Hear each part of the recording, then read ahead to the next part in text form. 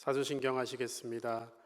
전능하사 천지를 만드신 하나님 아버지를 내가 믿사오며 그 외아들 우리 주 예수 그리스도를 믿사오니 이는 성령으로 잉태하사 동정녀 마리아에게 나시고 본디오 빌라도에게 고난을 받으사 십자가에 못 박혀 죽으시고 장사한 지 사흘 만에 죽은 자 가운데서 다시 살아나시며 하늘에 오르사 전능하신 하나님 우편에 앉아 계시다가 저리로서 산자와 죽은 자를 심판하러 오시리라. 성령을 믿사오며 거룩한 공회와 성도가 서로 교통하는 것과 죄를 사하여 주시는 것과 몸이 다시 사는 것과 영원히 사는 것을 믿사옵나이다. 아멘. 찬송가 429장 함께 찬송하겠습니다.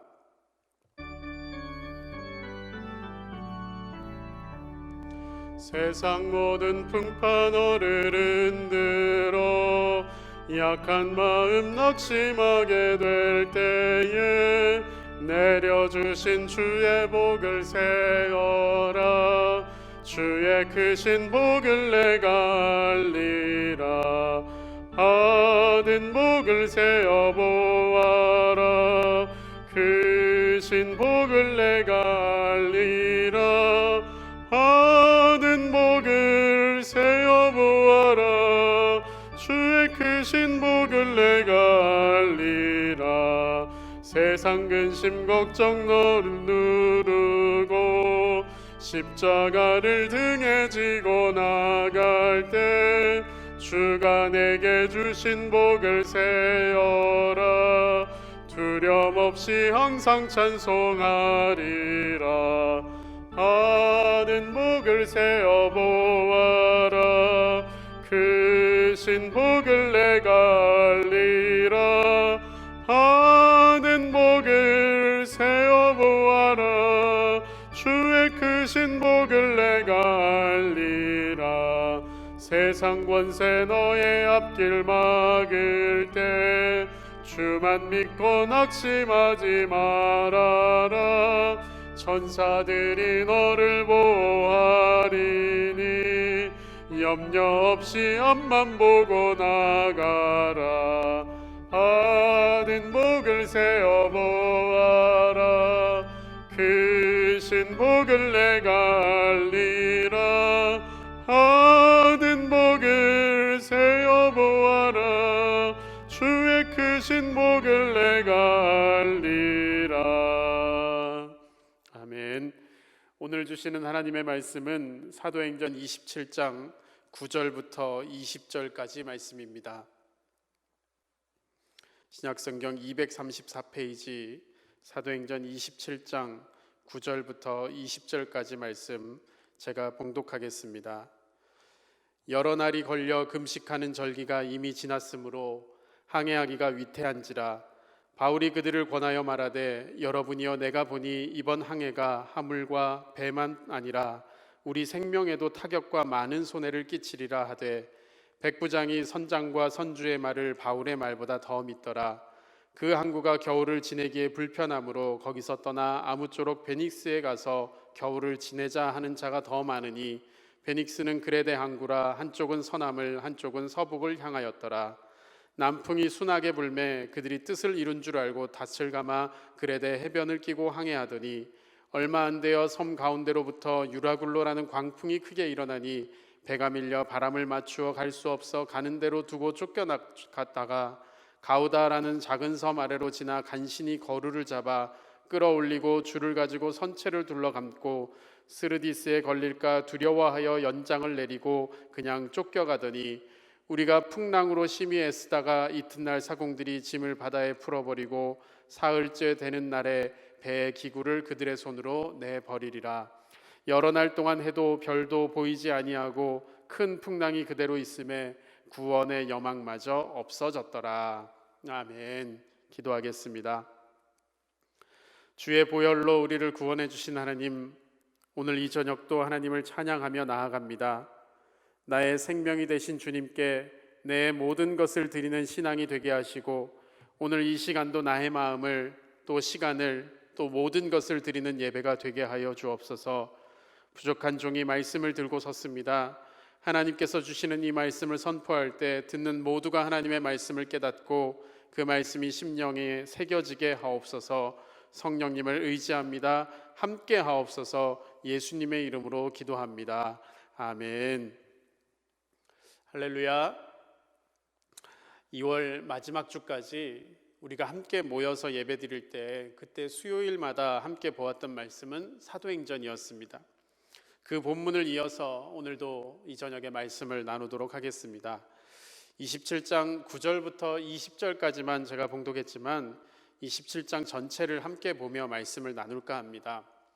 당연하시겠지만 영상으로 예배를 드리면서도 성경을 앞에다 두고 함께 말씀을 보도록 하겠습니다. 오늘 본문 사도행전 27장은 이제 바울이 로마에 이르기까지의 험난한 여정을, 마지막 여정을 기록하고 있습니다. 그동안 질질 끌던 그런 법적인 공방과 인간의 관계를 헤쳐나온 바울이지만 이제는 더 큰 자연의 위력을 뚫어야 하는 그런 바울의 모습입니다. 그동안 어떻게 복음이 갈릴리에서 예루살렘으로 전파되었고 또 예루살렘에서 어떻게 로마 제국의 심장부까지 가게 되었는지를 밝혀왔던 이 누가의 마지막 기록이 27장, 28장입니다. 오늘은 그 27장을 보며 함께 은혜를 나누려고 합니다. 성경에도 있지만 1, 2절에 보면 굉장히 첫 출발이 순조롭습니다. 순탄합니다. 가이사랴에서 바울의 호송을 담당한 로마 백부장 율리오가 처음 선택해서 탄 배는 아시아 해변 각처로 다니는 연안 운행선 아드라무떼노 배였습니다. 이 배는 바울이 아시아를 떠나서 유럽으로 건너갔을 때 그럴 때도 한번 탔었던 배였고요. 그런 드로아에서 가까운 아드라무떼노에 근거지를 두고 있는, 그래서 소아시아 남부 연안들을 연결하는 그런 여객선이었습니다. 3절 말씀에 보면 그들은 먼저 가이사랴를 출발해서 북쪽으로 올라가기 시작합니다. 그리고 110km 정도 떨어진 시돈에 이르게 됩니다. 시돈에 잠시 정박하고 있는 동안 바울은 백부장 율리오의 어떤 친절한 호의, 특별한 배려 가운데 그곳에 그리스도인들을 만날 수 있는 기회를 얻게 됩니다. 시돈의 그리스도인들에 대해서 자세한 사정을 우리가 알 수는 없지만 스데반 순교에 이은 박해 시기 동안에 아마도 예루살렘에서부터 이주해온 그런 그리스도인이었던 것으로 짐작이 됩니다. 어쨌든 그들도 바울의 활동과 근황에 대해서 잘 알고 있었던 처지였으므로 짧은 시간의 만남이지만 정성을 다해서 그를 위로하고 진실한 성도의 교제를 나누었을 것으로 보입니다. 시돈을 떠난 아드라무떼노 배는 계속해서 그브로 섬 북쪽 해안을 끼고 항해를 하며 무라시에 도착하게 됩니다. 원래 로마로 갈 수 있는 가장 빠른 길은 그렇게 북쪽 해안을 끼고 가는 것이 아니라 시돈에서 서쪽으로 곧장 가서 지중해 한복판을 통과해서 로마로 가는 길이 가장 빠른 길입니다. 그러나 이 시기, 이 계절엔 대부분의 배들은 이렇게 연안을 따라 항해했습니다. 왜냐하면 서북풍이 불었기 때문에 그랬습니다. 그래서 큰 바다로 지중해로 나아가기가 힘들었습니다. 당시에는 역풍을 피해서 갈 수 있는 항해술이 그렇게 오늘날처럼 발전하지 못했고 오늘날처럼 정교한 나침판이나 기계장치도 없었습니다. 밤에는 별을 봐야 했고 낮에는 해를 보며 또 지형지물을 보며 항해해야 했던 것입니다. 그러므로 육지를 따라 항해하는 것이 여러 면으로 유리했습니다. 높은 산봉우리를 보면서 멀리서도 방향을 알 수 있었고 또 그렇게 바울을 태운 배는 해안을 따라 북상하면서 다시 서쪽으로 길리기아, 밤빌리아 연안을 따라 루기아 지역의 무라시라는 곳에 도착을 합니다. 무라시에 도착하고 나서 그들은 이제 배를 옮겨 타기 시작합니다. 마침 이탈리아로 로마로 출항하는 알렉산드리아 배를 만날 수 있었습니다. 알렉산드리아 선단에 속하는 이 배는 애굽의 이집트의 곡물을 로마까지 수송하는 그런 배였습니다. 화물선이었습니다. 이 배들은 보통 알렉산드리아를 떠나서 곧장 북상하여 이 무라에 와서 재정비를 한 후 다시 서쪽으로 이탈리아로 가는 그런 배였습니다. 지중해를 항해하는 시기는 대체로 9월부터 11월까지는 위험한 시기, 그리고 11월 이후부터 이듬해 2월까지는 아예 항해를 할 수 없는 금지 시기로 이렇게 분류되어 있었습니다. 성서학자 브루스에 의하면 바울이 로마로 가던 해는 주후 59년, 그리고 또 금식일은 오늘로 말하면 10월 5일경이었습니다. 그러니까 바울 일행이 타게 된 이 배, 그리고 이 시기는 그 해에 있어서 거의 마지막으로 위험은 하지만 아직 항해가 금지되기 전 그 막바지에 마지막으로 곡물을 운송하던 배였던 것으로 보입니다. 위험한 시기지만 그렇다고 해를 넘겨서 로마로 가기에는 비용이 더 들기 때문에 위험한 상황이지만 그럼에도 항해를 하려는 그런 인간의 모습들을 우리가 볼 수가 있습니다. 무라시를 떠나면서부터 본격적으로 역풍이 불기 시작합니다. 얼마 떨어져 있지 않는 니도라는 곳을 여러 날 만에 겨우 지나게 되고, 계속 역풍을 타고 서쪽으로 항해하기가 어렵게 되자 방향을 남쪽으로 돌려 그레데 섬의 남쪽 해안을 따라 성의 중남부에 있는 미항에 닿게 됩니다. 바울의 경험으로 봐도, 그리고 많은 선원들이 경험했음에도 불구하고 이 항해가 위험한 시기라는 건 알고 있었습니다. 그래서 바울도 이 배를 운행하는, 또 자기를 관장하는 백부장에게, 또 선장에게, 선주에게 위험성을 경고했습니다. 그러나 그의 목소리는 보다 힘 있는 사람들에 의해서 묵살됩니다.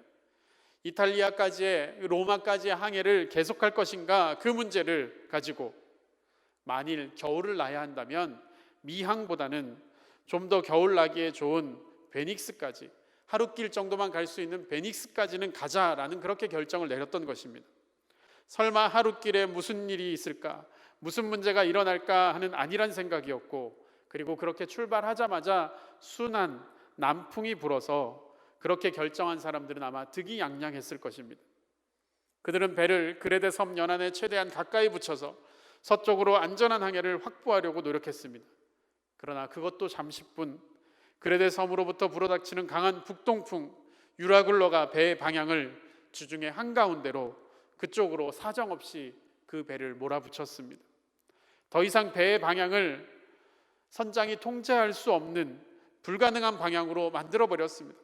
그래서 오늘 말씀에 나오는 대로 가는 대로 두고 쫓겨갈 수밖에 없는 상황이 되어버렸습니다. 안전을 도모하려고 했던 인간의 노력에도 불구하고 더 이상 안전이 보장되지 않는 바다 한가운데로 그 배가 사정없이 떠밀려 가고 말았다는 것입니다. 갑자기 닥쳐온 통제하기 어려운 위기, 항해의 결정권을 쥐고 있던 사람들이 그리고 나서 어떻게 철저하게 모든 것을 포기하게 되는지 말씀을 통해서 우리는 보게 됩니다. 이렇듯 바울을 호송하는 백부장 율리오, 그리고 알렉산드리아 배의 이 항해는 쉽지가 않았습니다. 그런 면에서 어쩌면 우리가 살고 있는 하루하루, 우리의 인생도 이처럼 쉽지는 않습니다. 우리도 결코 쉬운 항해를 하고 있는 것이 아닙니다. 내 계획대로 되지 않고 절망스러운 상황들이 하루하루 펼쳐지며, 그래서 소망을 어디에 두어야 하는지 모를 때가 많습니다. 그렇게 광풍이 몰아치고 있지만 그렇다고 해서 삶을 포기할 수는 없습니다. 이 상황을 어떻게 해야 할까요? 율리오와 백사공들은 이런 결정을 내렸습니다. 처음에는 짐을 바다에 던져버렸습니다. 어쩌면 그 배에서 최고로 가치 있었던 짐, 한가득 실려있는 곡물을 버렸을지도 모릅니다. 그럼에도 위험이 계속되자 이번에는 최악의 상황 속에서 자신들의 생명을 보호해 줄 수 있는 배의 기구들도 버리기 시작했습니다. 하지만 그럼에도 바람은 그치지 않고 며칠을 더 불었고, 그렇게 표류하고 나니 이제는 20절 구원의 여망이 다 없어졌다라고 나옵니다. 삶의 소망조차 포기하고 있었던 그들의 모습을 우리가 보게 됩니다. 사랑하는 성도 여러분, 그렇습니다. 우리가 경험하게 되는 환난은 사람들로 하여금 무엇이 가치 있는 것인가, 무엇이 쓸모없는 것인가를 깨닫게 합니다.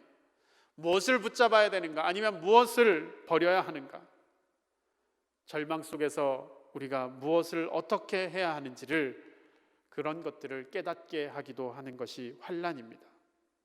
그 뒤에 이어지는 말씀들을 보면 오늘 읽지는 않았지만, 그래서 유라굴로를 만나게 된 바울은, 그리고 그 선원들은 그들의 모습이 아주 극명하게 대조가 됩니다. 바울이 점점점 더 위대해져 보이고 다른 사람들은 점점 더 초라해집니다. 바울의 모습은 의연합니다. 그러나 다른 사람들은 광풍 앞에 그저 절망할 뿐이었습니다. 오늘 여러분은 어떤 광풍을 만나셨습니까? 건강의 광풍입니까? 재산의 광풍입니까? 인간관계의 광풍입니까? 우리가 다 함께 맞고 있는 이 코로나19의 광풍입니까? 기억하십시오. 어떤 광풍이든지 그 광풍 속에 침몰하지 마십시오. 오히려 광풍 속에서 진리를 찾으시기 바랍니다. 광풍 속에서 하나님의 뜻을 발견하시기 바랍니다. 유라굴로를 만난 바울과 백부장 율리오, 그리고 또 그의 선원들을 통해서 어떤 진리의 말씀이 있는지 몇 가지 나누도록 하겠습니다. 첫 번째로, 광풍은 사람들로 하여금 이리저리 쫓겨갈 수밖에 그렇게 만듭니다. 바로 이 점이 아주 큰 교훈입니다. 때로는 바람에 밀려서 이리저리 가게 되는 것도 선택의 여지가 없는 그런 유익한 선택입니다. 15절 말씀에 보면 바람을 맞추어 갈 수 없어 가는 대로 두고 쫓겨갔다. 17절 말씀에 보면 그냥 쫓겨갔다, 이렇게 나옵니다. 쫓겨가다라는 말은 운반한다라는 말입니다. 바람을 거스를 수가 없어서 바람 부는 대로 밀려가는 것입니다. 내 맘대로 움직이는 것이 아닙니다. 이 당시의 배들은 돛단배 있지 않습니까? 범선입니다. 바람을 타고서, 바람을 이용해서, 바람 부는 것을 이용해서 가야 되는 배인데 오히려 바람에 운반을 당하고 있습니다. 바람에 밀려가고 있습니다. 그렇게 유라굴로에 밀려서 이 배는 남쪽으로 내려갔습니다. 서쪽 베닉스로 가려고 했던 이 배가 남쪽으로 내려가서 그레데 섬 남쪽 35km 지점에 있는 가우다라는 섬을 지나칩니다.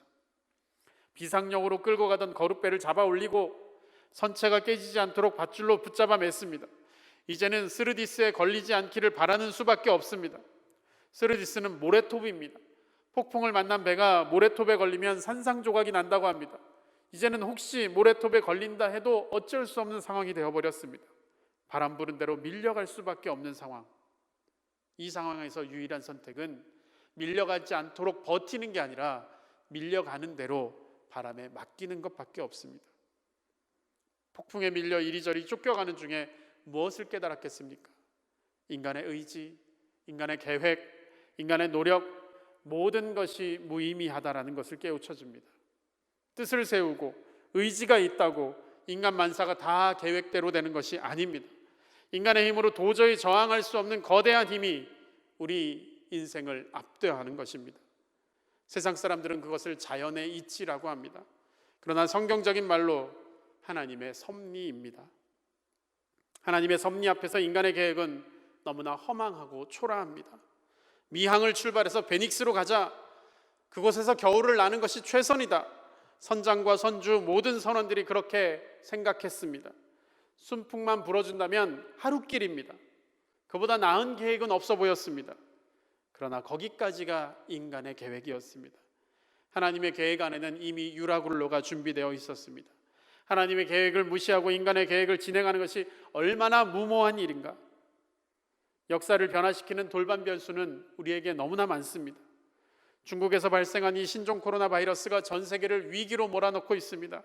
이 위기가 언제 끝날지 제대로 된 예측조차 하기 힘들 정도로 큰 위기의 상황에 우리는 놓여 있습니다. 개인의 삶들도 마찬가지입니다. 태어나면서부터 지금까지 우리의 뜻대로, 우리 자신의 뜻대로 되는 인생이 어디에 있습니까? 우리의 가문이, 우리의 혈통이, 우리의 국적이 우리가 원하는 대로 태어났습니까? 나의 신체적인 조건이, 지능지수가, 여러 가지 능력들이, 환경들이 내가 원하는 대로 된 것이 아니라 그 반대입니다. 불가항력적으로 주어지는 환경 속에 우리는 운신할 수밖에 없는 것입니다. 그러나 그렇다고 해서 인생이 계획대로 되지 않을 것이기 때문에 그러면 목표를 세우지 말고 계획을 세우지 말라라는 그런 말씀이 아닙니다. 목표도 세우고 계획도 세워야 됩니다. 그러나 적어도 다음 이 두 가지 사실은 반드시 알고 있어야 됩니다. 첫 번째는 사람이 생각하는 어떤 계획도 절대적일 수 없다라는 사실입니다. 사람이 어떤 선한 목표를 세웠다라고 합시다. 건강을 위해서 열심히 운동하며 내가 건강을 유지하겠다. 아주 좋은 목표입니다. 이외에도 자녀들을 위한 목표, 가정에 대한 목표, 사업의 목표, 물질에 대한 목표, 어떤 목표이든지 좋습니다. 하나님 자녀로서 선한 목적을 가지고 세울 수 있는 목표들을 세웠다고 합시다. 그러나 하나님의 자녀라고 해서 세상에서 반드시 부자가 되고 건강하게 살며 또 높은 지위를 얻는 것이 하나님의 뜻일까요? 그것은 사람의 목표일 수는 있지만 하나님의 목표일 수는 없습니다. 욥이 고난을 당했듯이, 요셉이 고난을 당했듯이 사람이 생각지 못한 변수들이 있습니다. 아까도 말씀드렸지만 이 변수를 성경적인 표현으로 하나님의 섭리라고 합니다. 하나님의 섭리에 의해서 우리의 계획은 얼마든지 변경됩니다. 그러므로 내가 세운 삶의 목표를 절대화하지 마십시오. 우리가 세운 계획은, 우리가 세운 목표는 절대적일 수 없습니다. 오히려 그것에 올무가 되어서, 그래서 오히려 낙심하고 절망하지 말고 내 계획보다 더 크신 하나님의 계획을 신뢰하시기 바랍니다. 또 한 가지 더 기억할 것은 하나님이 인정하신 목표와 계획이라 할지라도 그 성취 과정은 우리가 다 알 수 없다라는 겁니다. 자, 바울이 로마로 가는 것은 하나님이 정하신 목표였습니다. 물론 바울과 그 목표가 같았죠. 하지만 어떻게 로마로 갈 것인가, 그 경로에 대한 것은 바울도 알지 못했습니다. 베닉스에 가서 겨울을 나고 가려는 사람들의 계획이 있었습니다. 그러나 그 계획은 빗나갔습니다. 배는 임의대로 움직여서 엉뚱한 데로 나아갔습니다. 보름 정도 지나서 이탈리아 남부의 말타 섬에 상륙하게 되죠. 베닉스에서 편하게 겨울을 나려고 했는데 오히려 죽을 고생을 하고 말타 섬에 가서 그 섬에서 3개월 동안 보내게 됩니다. 목표가 좋다고 과정까지 우리가 제한해서는 안 됩니다. 오늘 여러분은 어떤 삶의 목표들을 가지고 있습니까? 어떤 삶의 계획들을 세우고 있습니까? 좋은 목표들일 수 있습니다. 하나님의 뜻에 맞는 거룩한 목표들일 수 있습니다.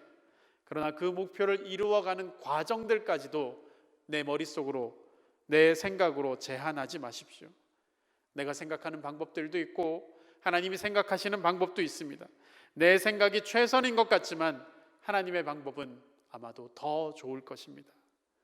광풍 속에서 바람에 밀려 배가 가는 대로 그렇게 따라가는 것도 어쩌면 괜찮은 선택입니다. 사실 바울은 오히려 예상보다 빨리 이탈리아에 도착했습니다. 그레데 섬에서 겨울을 나지 않고 말타라는 곳에서 겨울을 났습니다. 바람에 맡겼기 때문에 그렇습니다. 그렇다고 되는 대로 내버려 두라는 것이 아닙니다.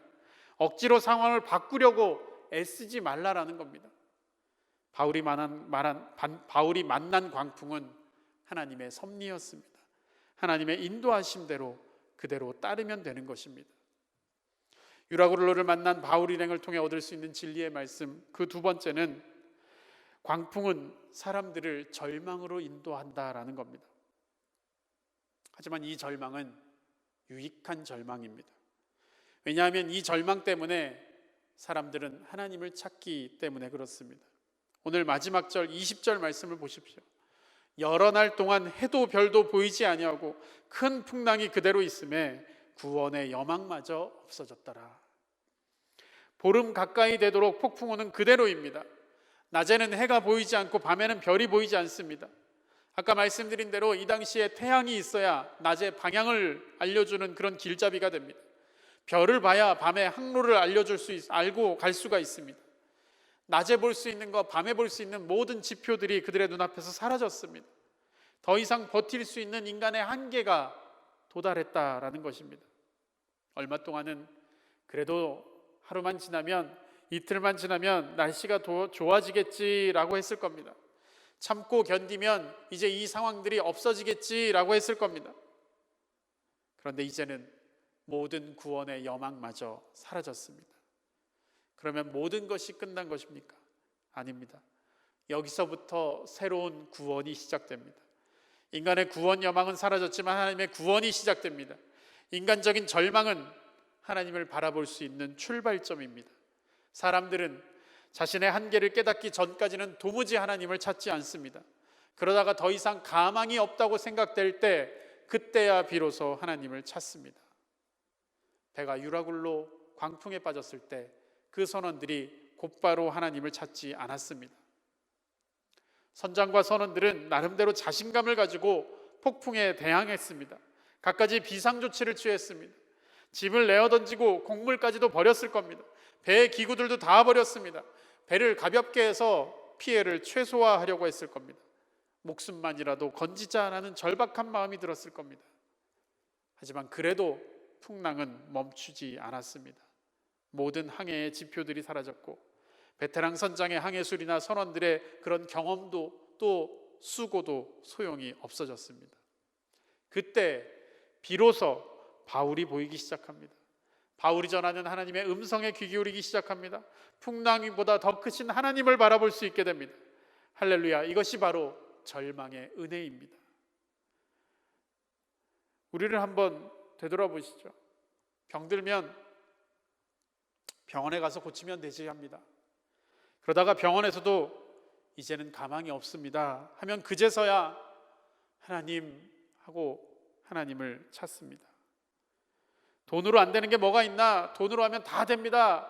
그렇게 자신감 있게 살다가도 이젠 돈으로도 안 됩니다 하면 그때서야 하나님을 찾습니다. 내 힘으로 하다가 안 될 때, 내 지식으로 내 경험으로 하다가 안 될 때, 그때야 비로소 하나님을 찾습니다. 구원의 축복도 마찬가지입니다. 내 힘으로는 도저히 죄에서 벗어날 수 없는 그런 인생이다라는 것을 깨닫게 되었을 때, 지옥에 떨어질 수밖에 없는 우리 자신을 찾았을 때, 우리의 자신임을 그때 깨달았을 때 우리는 예수님을 찾습니다. 오늘 여러분은 어떻습니까? 절망에 부딪혔습니까? 이제는 어떤 수를 써도 안 되는 상황입니까? 모든 희망이 사라져 버렸습니까?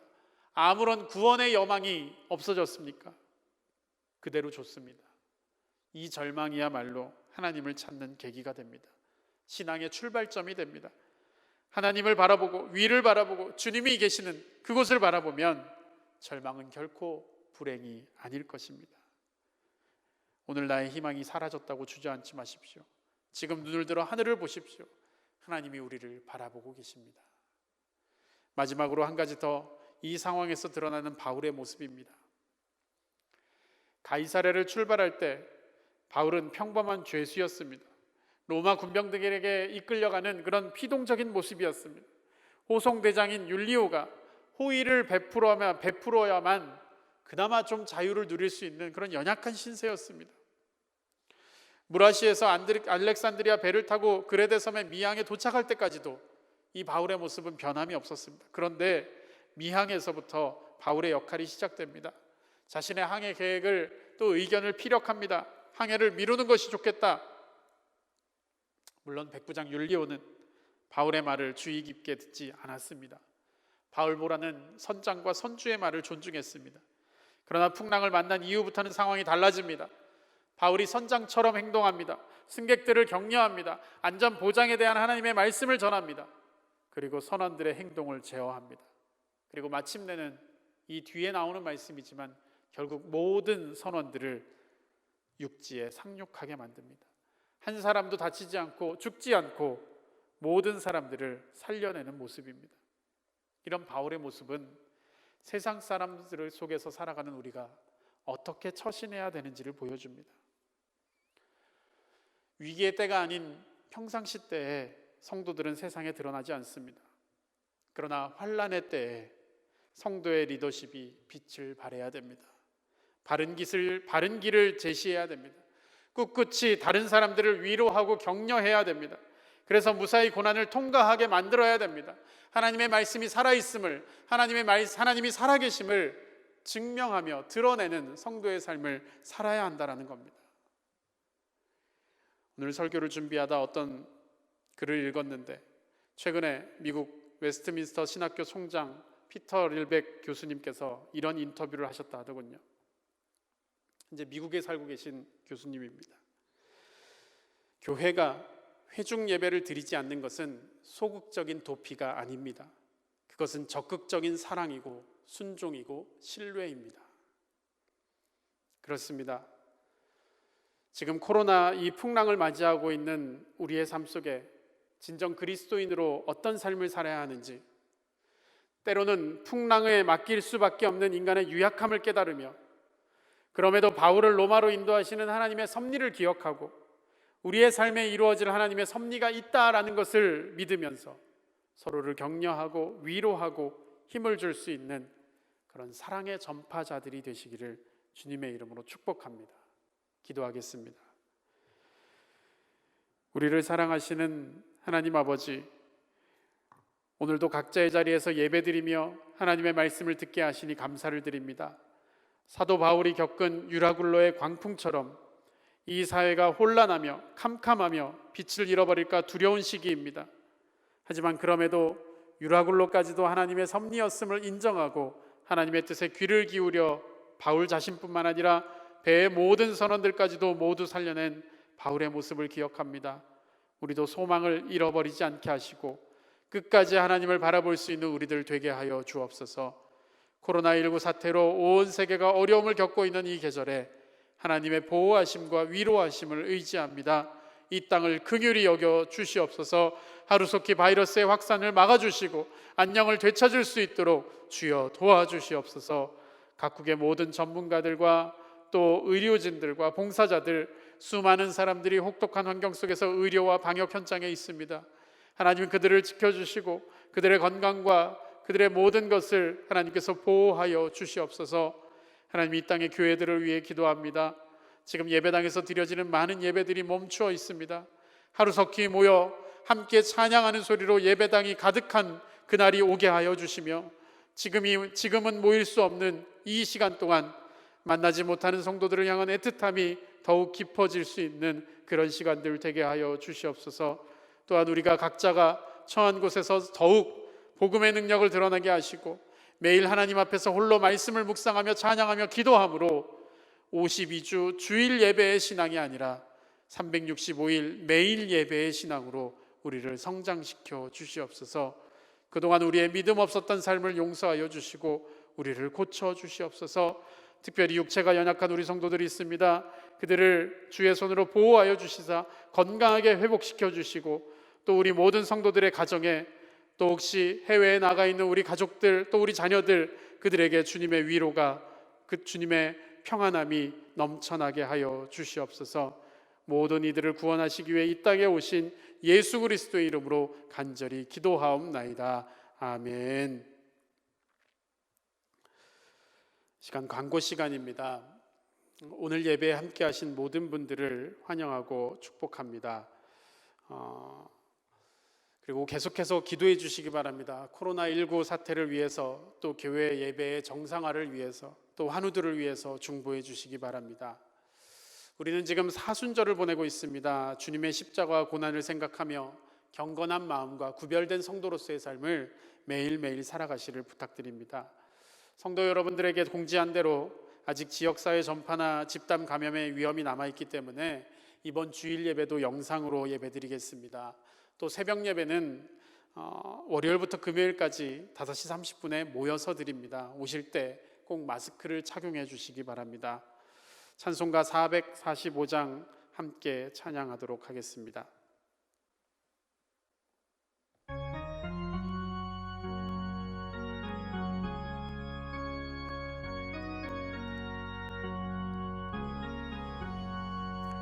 태산을 넘어 험곡에 가도 빛 가운데로 걸어가면 주께서 항상 지키시기로 약속한 말씀 변치 않네.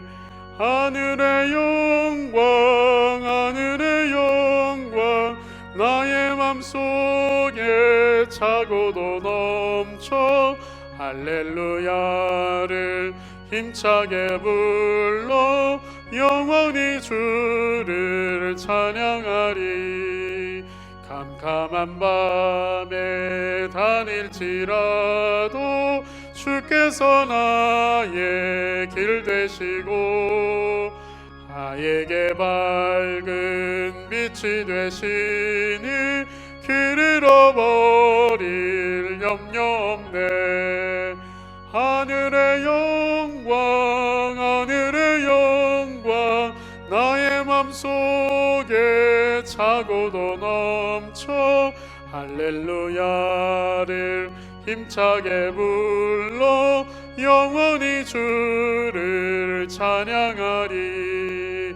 광명한 그 빛 마음에 받아 찬란한 천국 바라보고 할렐루야를 힘차게 불러 날마다 빛에 걸어가리. 하늘의 영광 하늘의 영광 나의 맘속에 차고도 넘쳐 할렐루야를 힘차게 불러 영원히 주를 찬양하리. 아멘. 주님이 가르쳐 주신 기도로 예배를 마치겠습니다. 하늘에 계신 우리 아버지여, 이름이 거룩히 여김을 받으시오며 나라가 임하시오며 뜻이 하늘에서 이루어진 것 같이 땅에서도 이루어지이다. 오늘 우리에게 일용할 양식을 주시옵고 우리가 우리에게 죄 지은 자를 사하여 준 것 같이 우리 죄를 사하여 주시옵고 우리를 시험에 들게 하지 마시옵고 다만 악에서 구하시옵소서. 나라와 권세와 영광이 아버지께 영원히 있사옵나이다. 아멘.